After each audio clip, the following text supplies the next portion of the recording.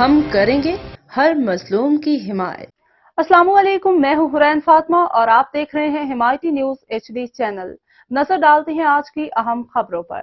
گوادر میں فائرنگ، پنجاب کے 7 مزدوروں کو سوتے ہوئے قتل کر دیا گیا۔ گوادر کے علاقے سربندر میں کوارٹر میں سوئے ہوئے 7 افراد کو فائرنگ کر کے قتل کر دیا گیا۔ SHO تھانہ گوادر محسن علی کے مطابق نامعلوم افراد نے گوادر فش ہاربر کے قریب رہائشی کوارٹر پر فائرنگ کی، جس کے نتیجے میں 7 افراد جاں بحق اور 1 زخمی ہو گیا۔ محسن علی کا کہنا ہے کہ جاں بحق اور زخمی افراد سربندر میں حجام کی دکان میں کام کرتے تھے۔ لاشوں اور زخمی شخص کو گوادر اسپتال منتقل کر دیا گیا ہے۔ SHO تھانہ گوادر کے مطابق جاں بحق اور زخمی افراد کا تعلق پنجاب کے ضلع خانیوال سے بتایا گیا ہے۔